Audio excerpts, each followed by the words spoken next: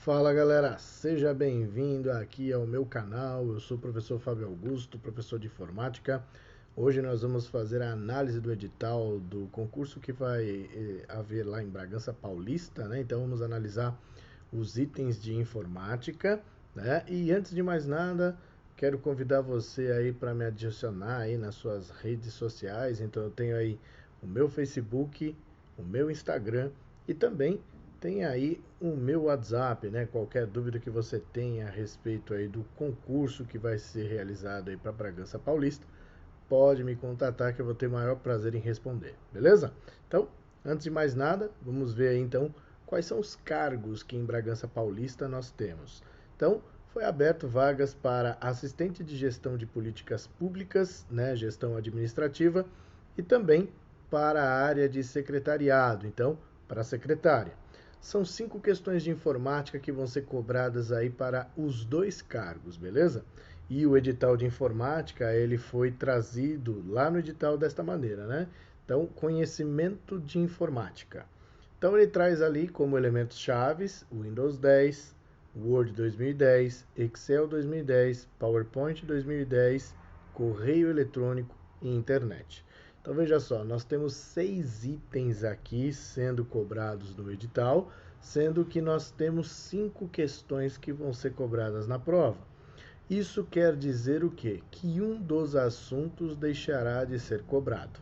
Mas isso baseado no que a gente tem visto que vem acontecendo aí nas últimas provas da VUNESP. Mas nada impede que ele possa repetir um assunto dentro das questões. Como assim, professor? Então, se eu tenho 6 assuntos, o ideal seria que ele cobrasse 5 e um ficasse de fora, né? Mas ele pode cobrar, por exemplo, 2 questões de um mesmo assunto, não é? E ao invés de trazer 5, ele traz 3. Então, pode acontecer?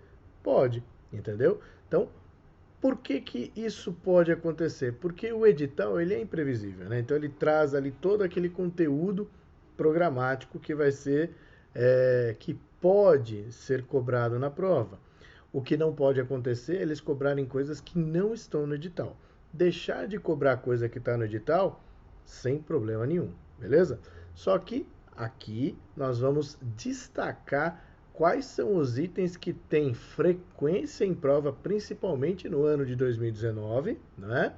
E aí nós já traçamos ali vamos dizer assim, um caminho de estudo. Então a gente já consegue identificar quais são os elementos chaves que eu tenho que dar uma atenção especial. Beleza? Então vamos lá. Olha só, eu separei aqui para vocês o seguinte. Dentro do edital, né, nós temos lá o Windows 10, só que eu vou destacar para vocês aqui o seguinte. Eu vou destacar, né, na nossa marca texto, os pontos chaves do Windows 10 que precisa ter uma atenção especial. Então, a primeira coisa aqui que a gente precisa saber no Windows 10 é justamente aqui o conceito de área de trabalho e área de transferência. Então, já aqui, ó, onde nós temos área, aqui, ó, área de trabalho e área de transferência, são itens que a gente precisa ter uma atenção especial. Por quê?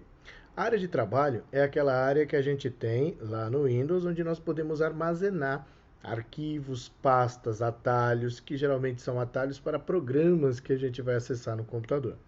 E a área de transferência, como o próprio nome já diz, é uma área que vai receber algo que foi copiado ou recortado. Beleza? Por isso o termo área de transferência. Outro item importante que a gente tem aqui no edital é a manipulação de arquivos e pastas. Então, manipulação de arquivos e pastas também é um item que a gente destaca. Por quê, professor? Manipular é copiar, colar, recortar, também deletar. Então, todas essas ações que a gente faz a uma pasta ou a algum arquivo que a gente tenha no computador está relacionado à manipulação. Beleza? Depois disso, galera, a gente tem o pacote Office, que a versão que está sendo cobrada nesse edital é a versão 2010. Então, nós temos lá o Word 2010, onde eu vou destacar para você os itens chaves. edição e formatação de texto. Isso daqui é algo que cai em toda a prova. Então, quer dizer, caiu questão do Word, pode ter certeza que está relacionada à formatação. Seja a que tipo de formatação foi aplicado, se foi negrito, itálico, sublinhado, sobrescrito, subscrito, né? Então, onde a gente tem estilo e efeito, esse tipo de questão é muito cobrado. E também os alinhamentos. Então, aqui, quando a gente cita parágrafos, ó. Então, aqui, ó, parágrafos, aí envolve alinhamento. Alinhamento à esquerda, à direita, centralizado, justificado. Isso tem caído em prova constantemente na VUNESP. Beleza? Depois, lá no Excel, vamos destacar aqui, claro, o uso de fórmulas e funções. Então, quer dizer, esse tipo de questão de prova é muito comum. Então, se caiu Excel, é muito provável que caia uma questão de fórmula, né, ou função, e também tem caído algumas questões relacionadas à classificação de dados. O que é classificação de dados? Você colocar em ordem crescente, decrescente, personalizada, de acordo com a classificação que você determinar. Então, isso é muito comum em prova. E no PowerPoint, professor, o que tem ali de destaque que a gente precisa focar na hora de estudar? Vocês precisam estudar conceitos de slides, né? Então, o que vem a ser o conceito de slide? Como é que eu trabalho no PowerPoint, na inserção de um slide, se é possível mudar o tema de um slide, se eu consigo, por exemplo, duplicar slide, se tem tecla de atalho. Todos esses elementos são elementos que eu preciso focar na hora de estudar o PowerPoint. E é claro, também os elementos que são chaves na hora de montar uma apresentação, que é o quê? Uma animação e também uma transição entre os slides. Então, esses itens aqui são os itens chave, preciso saber. Isso quer dizer que as outras coisas que eu não destaquei não caem na prova? Não. Isso quer dizer que a incidência de cair é menor, mas que você também vai estudar. Então, aqui no nosso curso, nós vamos elaborar um conteúdo voltado principalmente aí para o concurso de Bragança Paulista, mas também com os elementos chaves das questões de provas atuais, para que a gente trace um perfil do que pode acontecer na sua prova. Beleza? Aí em correio eletrônico eu coloquei aqui para vocês o seguinte, ó, que eu vou colocar na realidade. Aqui ele traz o edital, só que quando cita correio eletrônico, você já sabe, tem que ter algo relacionado a e-mail. E é justamente no envio de mensagens que eles gostam de cobrar em prova. Então vamos lá. Envio de mensagens. Quando ele fala envio de mensagens, ele está se referindo a você enviar o e-mail para alguém, com cópia para um segundo ou com cópia oculta para um terceiro. Então, quer dizer, o conceito de cópia oculta é importante você saber e também é importante você saber na hora de responder um e-mail.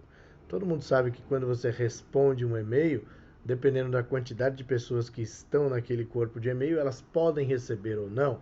Aí depende da ação que foi utilizada, se foi responder, se foi encaminhar, se foi responder a todos. Então, isso é um elemento que você tem que ter afiado para questões como essa. E internet, professor? Em internet, nós vamos destacar aqui a navegação, né? Que é justamente o uso dos navegadores. Então, navegadores que a gente conhece aí, Google Chrome, Mozilla Firefox, Safari, né? Também existe o Edge, não vamos esquecer do Microsoft Edge, que faz parte aí do Windows 10, beleza? E o que mais aí na internet que a gente pode destacar? Site de busca é um elemento muito importante, porque a VUNESP tem cobrado os elementos de busca.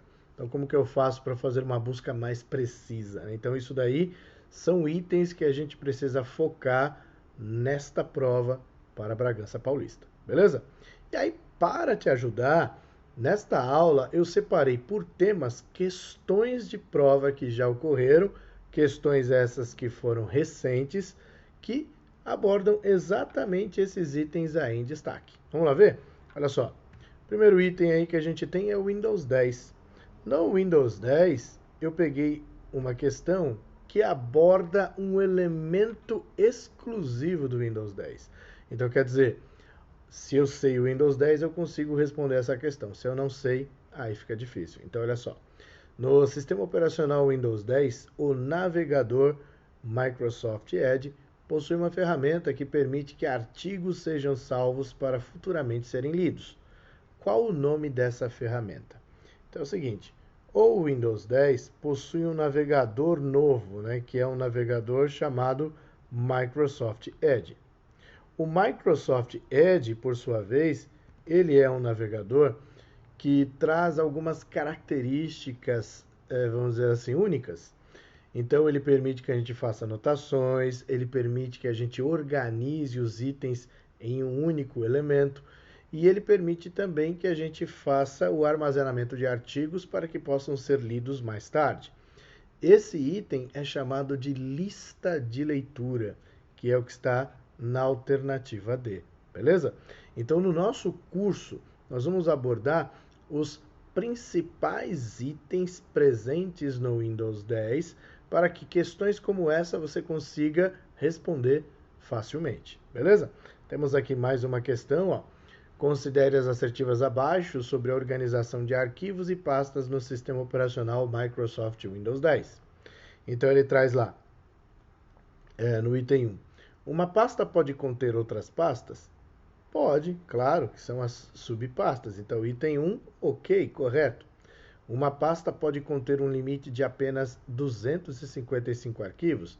Não, eu posso ter pasta com vários arquivos, né? Então, não tenho essa limitação, não. Não é possível criar uma pasta na área de trabalho. Bom, lá no edital a gente falou que na área de trabalho nós podemos criar, armazenar arquivos, pastas, e lá, clicando com o botão direito do mouse, eu tenho a opção de criar pasta sim, então, portanto, está errado. Aí ele fala, está ou estão incorretas as afirmativas. Aqui, ó, a palavra incorreta é algo que você tem que ficar muito esperto. Por quê? Porque você olha, o item 1 está correto. E aí você olha nas alternativas, eu tenho a opção de o item 1 apenas. Só que ele não está perguntando o que está correto, ele está perguntando o que está incorreto. Então, neste caso, apenas os itens 2 e 3. Beleza? Aí eu separei aqui também duas questões do Word, na versão 2010, onde nós temos aqui nesta questão sendo abordada justamente formatações. Então, ele traz lá, ó, observe as palavras digitadas e formatadas em um documento do Word 2010 na sua configuração padrão. Ele traz lá ajudante geral, assistente de secretaria, diretor de educação básica, oficial administrativo, chefe de divisão e supervisor de ensino.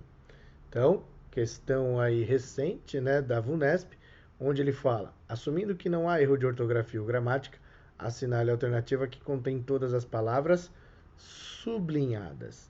Então, o que é uma palavra sublinhada? É aquela que aparece com um risco embaixo. Então, esse risco embaixo está presente em assistente, ok? Então, vamos lá. Assistente tem, secretaria tem, oficial tem? Não, oficial, isso aqui não é sublinhado. Isso aqui é um efeito do tipo taxado, então não pode. Divisão tem? Não, isso aqui é taxado também. E aqui, supervisor? Supervisor também está só taxado, professor? Não. Aqui embaixo você está vendo que tem uma linha aqui ondulada, né? Aí você vai falar, é porque está escrito errado. Não, porque aqui já está dizendo que não há erro de ortografia. Então quer dizer, se tem uma palavra que está com uma onda embaixo, significa que foi utilizado um sublinhado frufru. O que é o sublinhado frufru? Com algum tipo de, né, vamos dizer assim, forma fora do comum de se ver. Então tá lá, supervisor com uma ondinha. Então é para chamar a atenção, é um sublinhado. Portanto, está correta a alternativa que traz assistente, secretaria e supervisor. Beleza? Vamos aí a mais uma questão, onde ele traz aqui, ó, no Word 2010 a sua configuração padrão, é habilitada a opção de exibir marcas de formatação. Assinale a alternativa que apresenta o significado da marcação e ele traz ali o desenho. Bom, marcas de formatação é um elemento que está presente em todo o texto. O que são as marcas de formatação? São vamos dizer assim, as formatações que a gente faz durante o uso do Word. Então, quando eu faço um parágrafo, quando eu dou Enter, quando eu dou espaço entre as palavras, essas marcas não aparecem, né? Só que quando eu habilito um elemento chamado mostrar tudo que está presente no Word, ele vai trazer as marcações sendo pontinho o espaço, uma seta apontada para a direita, uma tabulação, né? Ou seja, um parágrafo. E quando eu dou um parágrafo, né? Quando eu encerro o parágrafo, dou Enter, ele vai trazer a marca de parágrafo, que é justamente a marcação que ele está citando aqui, ó. Certo? Então, este desenho aqui trata-se de parágrafo, beleza? Depois, galera, a gente tem o Excel. E para começar o Excel, eu já separei uma questão que traz uma função C. Então, funções como essa daqui no nosso curso, a gente vai fazer vários exercícios e você vai ver que é uma função tranquila de se aprender. Basta você fazer os rabiscos que eu vou fazer aqui, que qualquer função C que aparecer, você vai tirar de letra, beleza? Então vamos lá. Aqui nós temos uma função C, que traz uma condição, um valor verdadeiro e um valor falso. Aliás, todas as funções C traz a mesma característica. Condição, valor verdadeiro, valor falso. Beleza? Então vamos lá. Condição. A minha condição é se a média, então vamos lá, se a média de A1 a C3 for maior do que 4. Então isso aqui é a minha condição. Tá lá o C. Após a condição, nós temos o valor verdadeiro, que é esta soma até a outra soma, isso aqui. Então aqui é o valor verdadeiro. E o mínimo que sobrou é o falso. Então sempre será nesta ordem e nunca vai alterar. Então nós temos condição, valor verdadeiro, valor falso. Qual é a minha condição? Se a média de A1 a C3 for maior que 4. De A1 a C3 é este intervalo aqui, ó. Todo o intervalo que a gente tem aqui, né? É de A1 a C3. Certo? Beleza. Aí o que eu faço? Se é uma média, eu tenho que somar tudo e dividir pela quantidade de argumentos que nós temos. Então 10 mais 3 mais 7, 20, mais 4 mais 4, 28, mais 2, 30, 36. 36 dividido por quantos argumentos nós temos aqui? 9, né? Então, 36 dividido por 9. 36 dividido por 9 vai dar 4. Beleza. Aí a gente analisa aqui, ó. Por acaso, 4 é maior do que 4? Não. Então, risca o valor verdadeiro. Você não vai fazer. E só faz o falso. Quem é o falso? Mínimo de A1 a C3? Quem é o mínimo de A1 a C3? Mínimo é uma função que vai trazer o mínimo mesmo, viu, galera? Quem é o mínimo? Bom, o mínimo de A1 a C3 é justamente o 0. Portanto, a alternativa A. Beleza? Então, questão bem tranquila aí. Basta saber quem é a condição, quem é o valor verdadeiro, quem é o valor falso.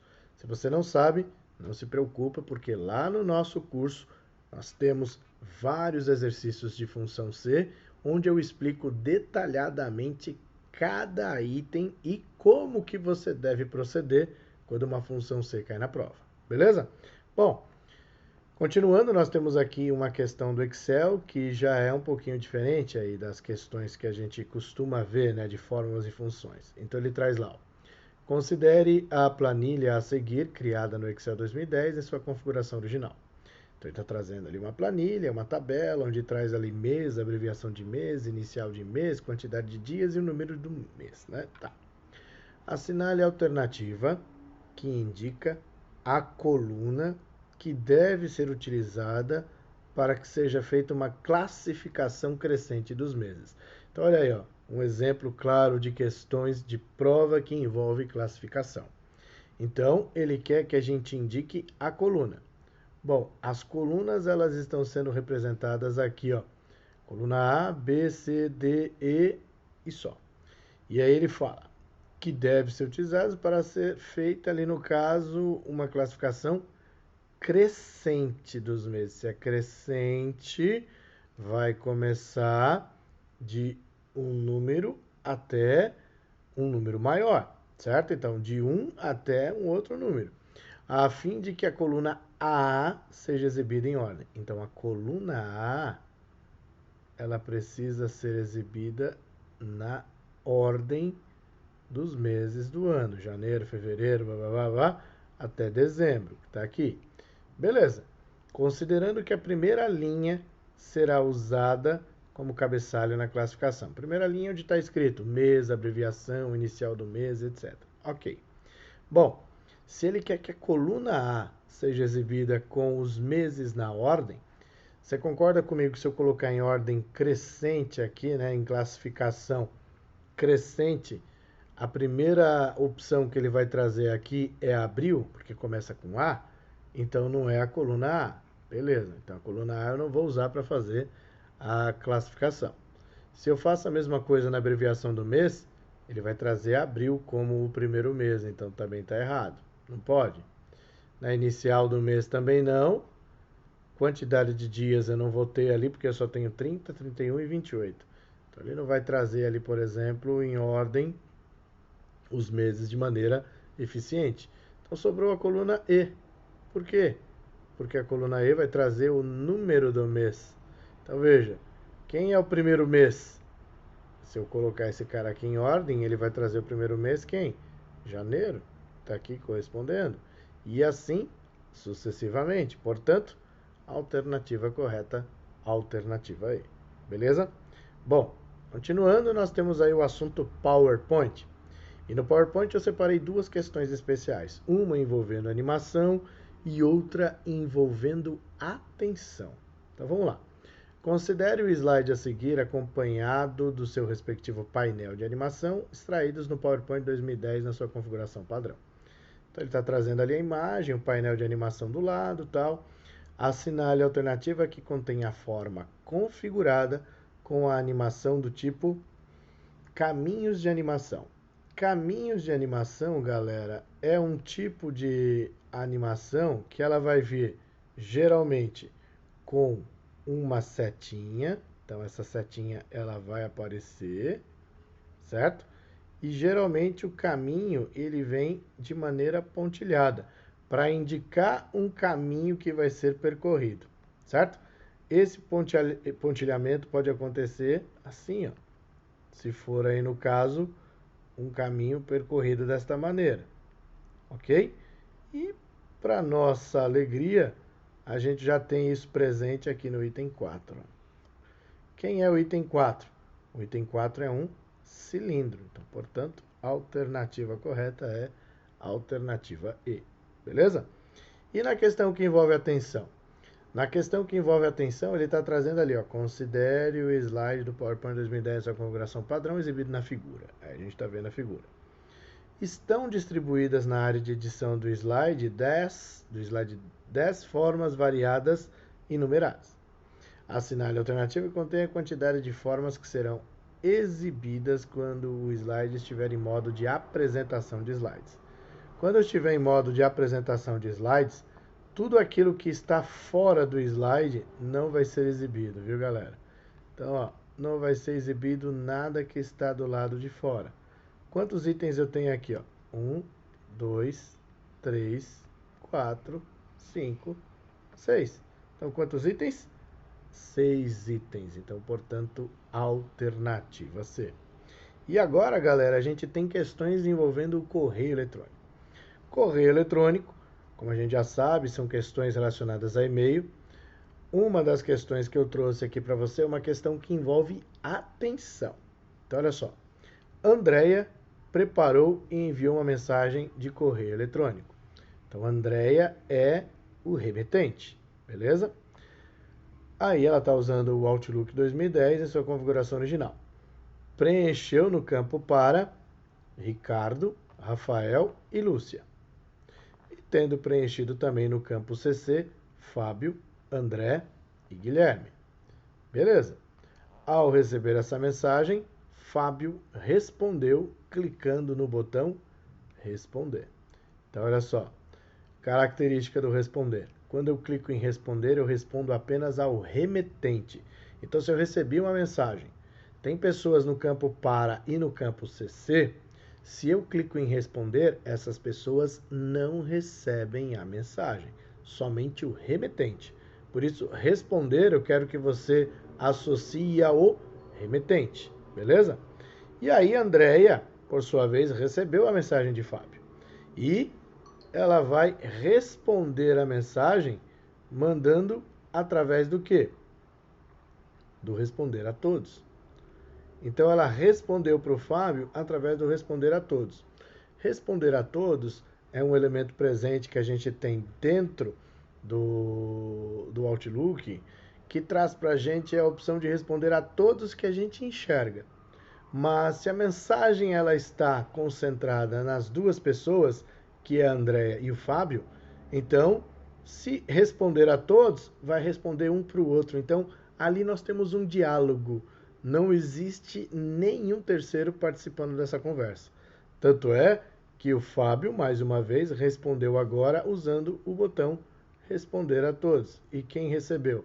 Somente o remetente, que é a Andréia. E aí, finalmente, de maneira conclusiva, que não tem nada a ver com a história, o André respondeu usando o botão responder. Então, se o André usou o botão responder, ninguém recebeu a mensagem, somente o remetente. Assinale a alternativa que indica o número de mensagens que Ricardo recebeu. Onde está Ricardo? Ricardo está aqui no campo para. Então, quantas vezes Ricardo recebeu a mensagem? Uma só, que foi a primeira mensagem enviada. Portanto, alternativa A. Beleza? Agora, vamos a mais uma questão aí de e-mail. Considere a mensagem de correio eletrônico recebida pela Prefeitura de Arujá por meio do Outlook 2010 e sua configuração original e responda a questão a seguir. Então tá lá a imagem, aí ele traz lá. A Prefeitura deseja retransmitir o e-mail com os respectivos anexos para outro destinatário somente. Para isso é necessário clicar no botão. Se eu clicar em responder, eu vou responder ao remetente, só que sem os anexos. Então, não funciona. Porque se eu respondesse, tirasse ali no caso quem está no campo para e inserisse o e-mail da pessoa que eu quero enviar, vai funcionar? Vai.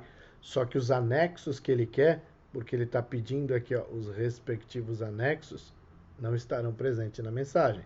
Então, por isso está errado o A. No B, responder a todos, inserir o e-mail desejado no campo para e excluir os destinatários preenchidos automaticamente. Não. Se eu faço uso do responder a todos, eu quero responder a todos. Mas não é o que está sendo considerado aqui. É preciso retransmitir o e-mail para um terceiro.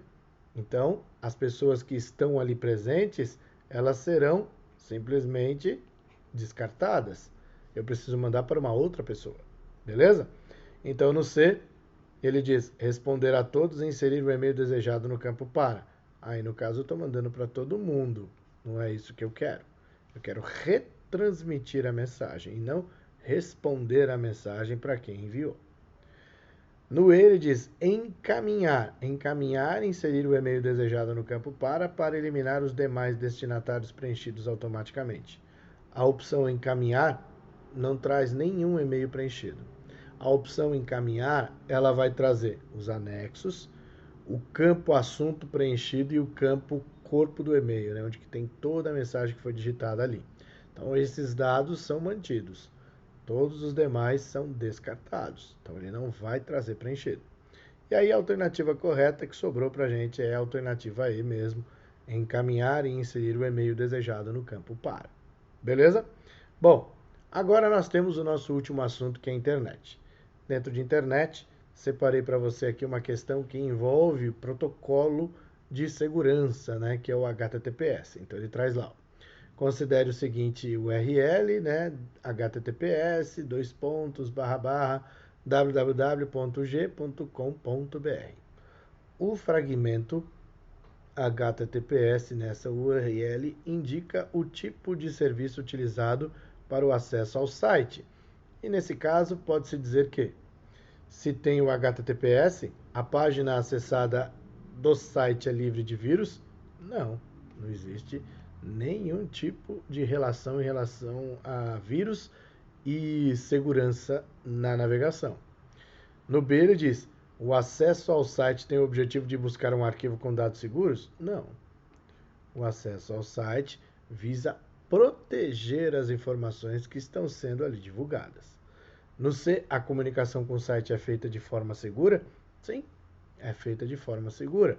Tanto é que HTTPS, o S, não é de segurança, é de um outro protocolo que também podemos aprender dentro do curso. Esse S aí, no caso, ele está representando um outro protocolo que implementa a segurança. E não tem nada a ver com o que a gente chama de vírus, né? Que vai trazer uma forma segura de navegação livre de vírus. Não, isso não existe. E aí ele continua insistindo, né? A VUNESP ela é legal por conta disso. Antes da conexão, há uma verificação de vírus no servidor do site. Não, não existe nada disso. E o E, a versão do navegador utilizado deve ser a mais recente. Não. Então, portanto, alternativa correta, alternativa C. Beleza. Continuando aqui, nós temos mais uma questão agora que envolve o URL.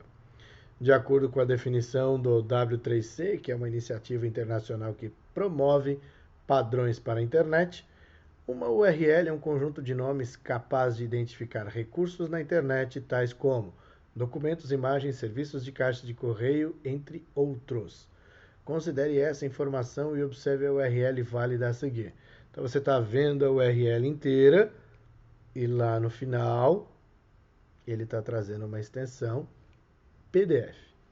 Assinale a alternativa que descreve corretamente o tipo de recurso identificado pela URL apresentada. Então ele vai abrir uma imagem do tipo JPEG? Não. Ele vai trazer um script do tipo JavaScript? Também não. Ele vai trazer um arquivo do tipo Portable Document Format? Então, Portable, P, Document, D, Format, F. Então, PDF é o que a gente está procurando? É. Então, portanto, a alternativa correta é a alternativa C. Beleza? Então, é uma questão bem tranquila. Agora, você já teve um apanhado geral do que pode ser cobrado em prova baseado naqueles itens chaves. Agora, cabe a você se preparar para o concurso, certo? E como que você vai se preparar? Você vai se preparar adquirindo o curso online com as outras matérias também, né? Então, não é só informática que vai fazer você passar no concurso. Você precisa também acertar as questões de português, acertar as questões de matemática e também você tem os conhecimentos específicos junto com as legislações. É importante lembrar que nós temos apostila em PDF com esses assuntos. Então, além das videoaulas, nós temos a apostila em PDF que permite que você acompanhe as aulas e possa fazer as suas anotações quando for necessário. Beleza? E como que eu faço para adquirir? Bom, tem um link aí abaixo, dentro da nossa descrição do vídeo, que você pode clicar e você vai ser redirecionado ali para efetuar a compra de todo o curso. Então, todas as matérias, as apostilas e qualquer dúvida que você tenha, você pode entrar em contato comigo aí, está no meu WhatsApp, mandando uma mensagem. Pode ser que eu não consiga responder diretamente por conta das aulas que eu estou dando, mas assim que tiver um tempinho, eu vou ter o maior prazer em responder. Beleza? Então, é isso aí, galera. Essa foi a nossa análise do edital de Bragança Paulista. Espero que você tenha gostado. Deixe o seu like aí no vídeo e, se quiser, pode fazer comentários e trazer para a gente aí a sua aprovação, porque aqui pode ter certeza que você vence. Beleza? Então, um forte abraço e até mais. Valeu!